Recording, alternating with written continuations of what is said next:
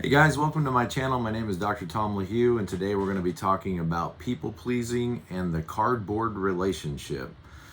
I want to welcome you to my channel. We talk about all kinds of things related to the Enneagram here, and thank you for subscribing to this channel. And also in the description below is more information, my website, and I do book coaching appointments with people who want to know more about their type or how to be a healthier person.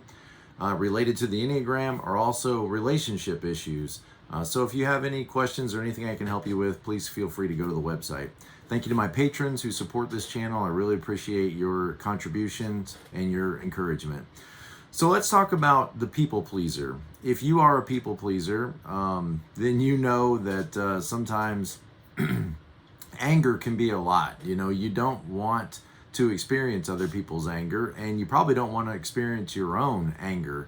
And so people pleasing, part of what I think motivates it is this desire to preemptively buffer yourself away from experiencing other people's negative emotions like anger, disappointment, frustration, and criticism of you, and also to buffer yourself against experiencing your own anger.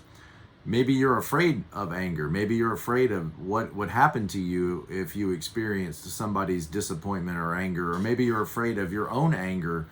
You don't like it when you get angry, and you don't like it when others get angry. Maybe you grew up in a home where you had an angry parent, or somebody had uncontrolled rage, and it was scary. It was frightening, and you don't want. Or maybe you at times have exhibited some uncontrolled rage. And so you don't ever want that to happen again. You don't ever want to see that again in someone else, and you don't want to see it within yourself. And so you do everything you can do to try to suppress that anger and to preemptively please people so that they never become angry with you. It's kind of like riding a bike. Imagine, you see your brother riding a bike, and he comes home with an accident, and he's all scraped up, and his knees are bloody, and he's got a black eye, and his bicycle is all bent up, and he's crying, and you see mom and dad wiping away the tears and putting alcohol on his wounds, and he's wincing in pain, and you think to yourself, man, if that's what riding a bike is, I'm never going to ride a bike. And you associate that pain of that bike wreck with riding a bike, and fail to realize that, riding a bike can be a lot of pleasure. It can be a lot of fun, but what it got ingrained in your mind is how painful an accident can be. And so you decide, I don't ever want to learn to ride a bike because I don't want to have skinned up knees. I don't want to have a black eye. I don't want to bleed and have an accident. And so you never learn to get on a bike, and you never learn to ride up and down the street. And when your mom or dad asks you if you want to go out and ride a bike, you say, no, thank you. I don't want to go ride a bike. And your constant avoidance of riding the bike leads to a perpetual intensified fear of the bike. If you could face that fear and get on the bike and maybe ride on the sidewalk between the grass so that you're in a more safe area with mom or dad walking alongside of you, face that fear and overcome that fear, you would find out that riding a bike can be very beneficial. But your fear keeps you away from even attempting to ride a bike. And so you grow up intensified fear, saying, I'm never going to do that. I think the same thing kind of happens with the fear of anger, or the fear of upsetting others or being a disappointment, is when you preemptively go into a relationship trying to meet every need and trying to be pleasing in every way and trying to foresee or forecast any opportunity where somebody might be disappointed with you or be upset with you or be agitated with you. You try to preemptively meet all of those people's needs and be pleasing in every way so that you never have to experience anybody's anger or upset with you.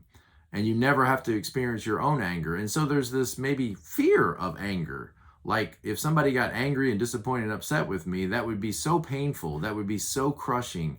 That would be so, to be criticized and to be somebody to be angry with me would be more than I could bear. And so you insulate yourself away from other people's anger by your pleasing behaviors. And it's become a habit. And I think it only intensifies your fear of anger and your fear of conflict. But conflict is a normal part of life. As much as I hate to admit that as a 7, I mean, I don't like conflict. I'm the 7-wing 6. I'm not the 7-wing 8. I'm the 7-wing 6. I don't like conflict with people. I don't enjoy that process of hashing things out or working through disappointments and criticisms. And I hate all that stuff. But you have to come to realize that that's a normal part of living in this world. And people do get angry and people do get frustrated and people do get upset, and people, aren't always pleased. And to pretend like that's not true because I want to believe that I'm such a nice person that I never get angry and I never anger others is not realistic. In fact, you might say it's cardboard. It's two-dimensional. And when in a relationship, when people are not allowed to have conflict, when conflict must be avoided at all costs, when we must make sure all the time that we are pleased and happy and we never have any criticisms, we never have any complaints, then that is very superficial as a relationship. That is a very cardboard cutout, plastic, artificial reality. It's going to take a lot of work to try to preemptively meet everyone else's needs, even one person's needs, to the point that they never are dissatisfied, they're never disappointed, and they're never upset. It's going to take a lot of effort that you're going to expend to try to avoid any kind of criticisms or any kind of complaints. And you got to ask yourself, why isn't that allowed? Why am I so afraid of somebody being upset or disappointed? Why am I so afraid of criticism that I will literally work myself to the bone to try to preemptively buffer myself away from that? It's so unpleasant, it's so uncomfortable, it's so disturbing that I have to foresee it and then do anything I can do to keep from it being a part of my relationship. But the reality is, when you want to learn to deal with conflict, not conflict avoidance. Conflict avoidance is not a natural part of a healthy relationship. Conflict management and negotiating and discussion and coming to agreement and coming to consensus in a loving, caring, respecting way is a skill that we can all learn. If we have good boundaries and we don't permit people to yell at us, we don't permit people to in any way abuse us or punish us, but we just work toward mutual agreement and mutual satisfaction where neither one of us has to sacrifice. Because when somebody sacrifices in a relationship, then that means they lose and I win. But healthy people don't want their partner or their loved one to lose. They want to win and win. And there's compromises that'll be made and discussions that will happen. And all of that is to say that when relationships allow conflict, when conflict is not avoided at all costs, when conflict is a natural part of the relationship and it's managed in a healthy and safe, productive way, that's when couples experience real, true intimacy. In other words, for intimacy to be a part of a relationship, there has to be the allowance of conflict, or else you're not allowed to fully show up. You're not allowed to fully express your heart or fully express your wants and desires, for fear that it's going to upset the other person, for fear that it's going to create some kind of disappointment or disenfranchise or disagreement. And so the only way we can have a relationship is if we have this sort of artificial plastic smile, pretend that everything's okay. And most people really aren't satisfied with that kind of false-faced relationship where everybody's sunny and smiling all the time and there's never any problems.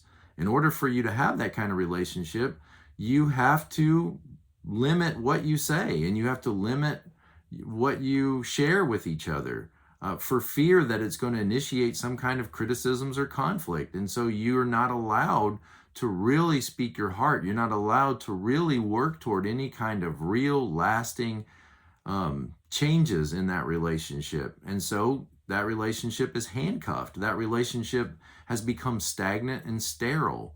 And what's going to happen, I think, in a relationship like that is the people pleaser in that relationship over time is going to start to build up resentment, going to start to build up a level of frustration because they don't share their anger. They don't feel allowed to express their anger or allowed to express their disappointment or disagreements. And so it all gets bottled down. And when it gets bottled down, it's going to leak out in passive ways. In other words, you have to find new strategies that protect your sense of your own niceness, because talking about things would be demonstrating and expressing anger in your mind. And so there has to be other ways in which you vie to get what you want in that relationship. So you'll use signals to share what you don't like, and you'll use signals to communicate what you want. And those are passive ways to try to meet your own needs. That's going to be seen by the other person as manipulative. They're going to say, they're going to think to themselves, why don't you just say out loud what you're upset about? Why don't you just say in the moment that something makes you angry and we can talk about it and we could resolve it and we could deal with it?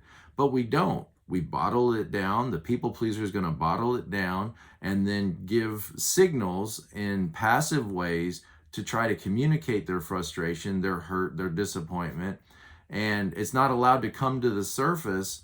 Occasionally it might, but it might blow up. They're not allowed to come to the surface and just talk about things in an agreeable, safe, loving way. Because then if we talk about we have problems and we have wants and we have needs, then I risk that the people pleaser might feel like they're risking being, disagreeable. They're risking being criticized. They're risking being disappointed. And so I think the people pleaser, the person in the relationship, and you may have two people that are trying to be people pleasers. We may learn that habit from one another. And so the relationship is kind of held hostage to this, well, we can't say this out loud, and we can't say that out loud, and we can't really deal with problems. They go beneath the surface, and we only come up and try to, hint and give signals to each other. And this gets really confusing and really difficult to manage, and both parties are going to feel manipulated. One's going to feel manipulated because all these passive aggressive signals are coming to them, and they're maybe the silent treatment and those kinds of things are going to feel manipulative. Like you're trying to move me in some direction, but you won't say out loud what you're trying to do. You won't just talk about it. The people pleaser is going to feel manipulated as well and hurt. They're going to feel like all this work I give to try to be nice and to try to be kind and to try to be loving, and they keep taking advantage of me. They just keep pushing me, and they don't give me the approval and the appreciation that all my effort deserves. And so they're manipulating my niceness. They're manipulating my kindness. They're manipulating the fact that I'm not yelling and not being disagreeable. And they're using all that against me and taking advantage of my kindness and taking advantage of my good nature. And I think both parties are going to feel like they're manipulated. And the reality is they are. They are being manipulated. So much better if we could work towards safely, kindly, graciously, lovingly, working through our conflict by just talking it out, by just saying, hey, when you said that, that really hurt my feelings, or I really felt hurt by that, and I would appreciate it in the future. And to just talk it out and to know that I'm not going to be abandoned simply because we have a disagreement. I think that's part of the fear, if not the fear, that the people pleaser has, is that if If you show any upset or disappointment or disagreement or conflict, then that signals the fear of abandonment. This person is not going to find me any worth in me. They're not going to find me worthwhile as a partner. They're going to leave me. They're going to run away from me. They're going to hate me. They're going to dislike me. And if I'm not pleasing and I'm not gentle and kind and loving all the time, then why would they want to be in a relationship with me?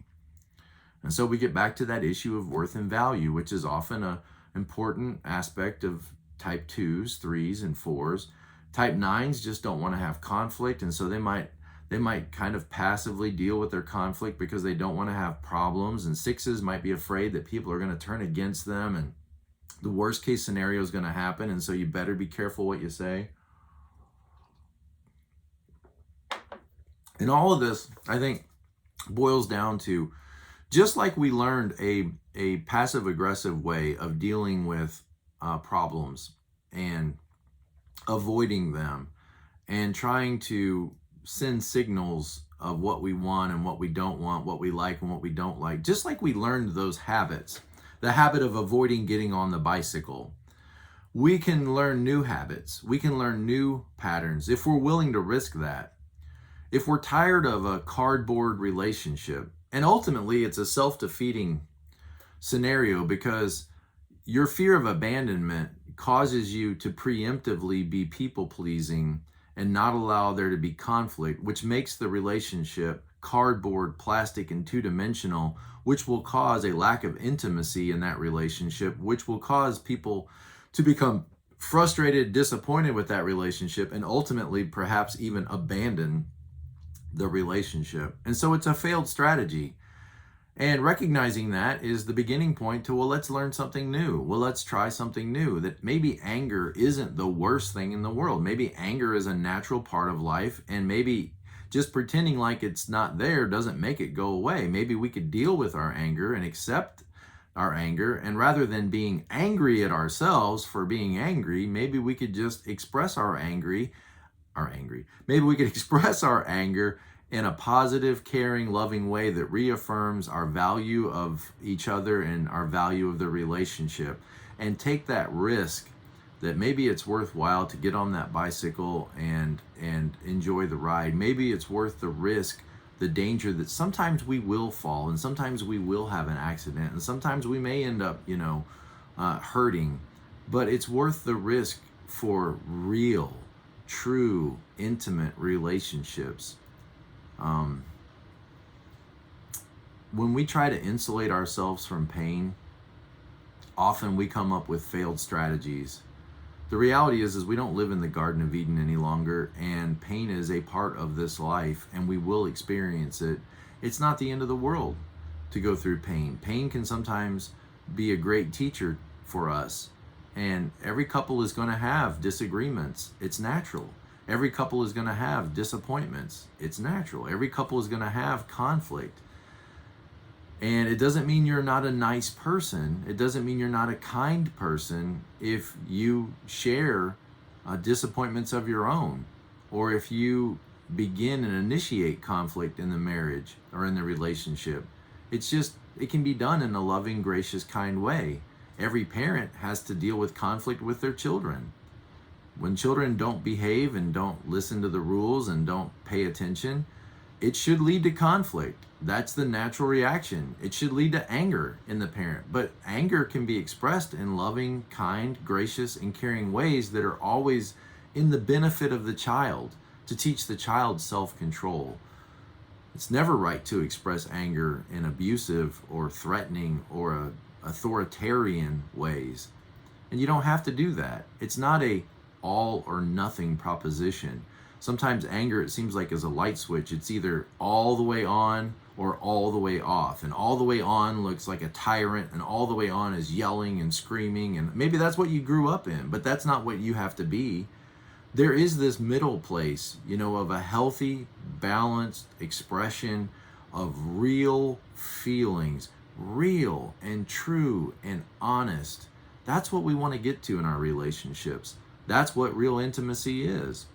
So let's leave these cardboard relationships behind, and let's take the risk of being honest, open, real, and not so afraid of conflict and so afraid of being myself that I might create disappointment, that if I laugh, that if I cry, if I share this part of myself, that I'll be so much of a disappointment and so criticized that, so what? You're going to be criticized in life. And the people that are closest to you have the most opportunity to do that because they live with you. It's not the end of the world to have a disagreement. It's not the end of the world to not see eye to eye. We are different people with different separate realities who see the world in our own. If the Enneagram teaches us anything, it's that we are all seeing the world from our own perspective, and that means we're not always going to agree, and we should expect that. And that's, at the end of the day, what makes relationships rich, meaningful, and important in our lives, is we live with somebody that's different than us and that broadens our perspective and challenges our beliefs and challenges our ideals. And we want somebody that we can relate to that will be fully open, not pretend, plastic, artificial, and cardboard. You're going to make yourself frustrated, and you're going to end up making the people around you frustrated. Far better to show up and be real. Thank you guys. Appreciate your support. I hope this video is helpful, and it's just another reminder to be present fully to life. See you guys next time.